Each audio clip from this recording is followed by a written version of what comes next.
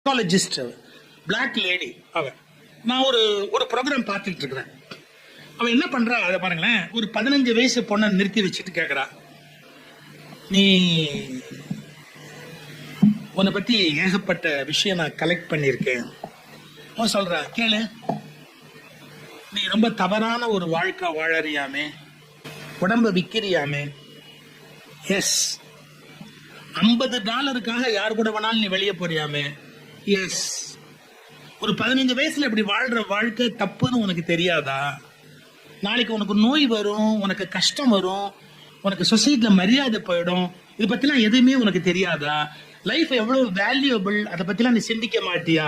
S, I know it. Then why are you doing this? ஏன் இவ்வளவு மட்டமா நடந்துக்கிற?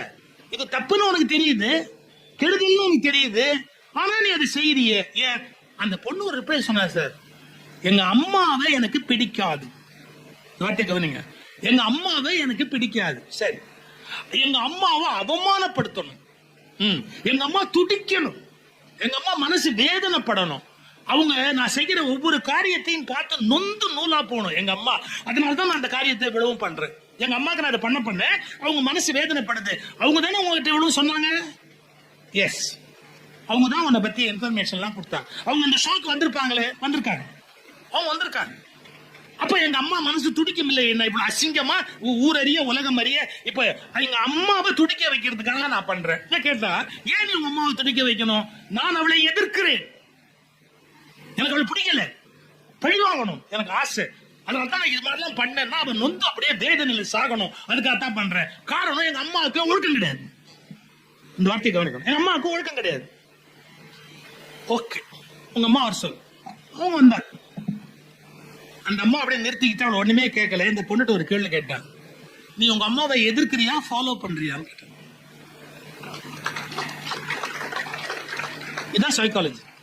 நீ உங்க அம்மாவை எதிர்க்கிறியா ஃபாலோ பண்றியா? எதிர்க்கிறேன்னா இல்லையே, அவ ஒழுக்கம் இல்லாதவன், நீ ஒழுக்கம் இல்லாதவளா இருக்கிற. நீ அப்ப அவளை ஃபாலோ தான் பண்றிய ஒழிய நீ எங்க அவளை எதிர்க்கிற? நீ எதிர்க்கிறேன்னு சொல்றது பொய். Just you are following. நல்லா புரிஞ்சுக்கோ, ஃபாலோ பண்றது நிச்சயமா எதிர்க்கிறதா ஆகாது. எதிர்க்கிறதுனா அந்த விஷயத்தை நீ எதிர்த்திருக்கணும், அந்த விஷயத்தை நீ எதிர்க்கல. So you are following, you are not fight, you are not fighting with that.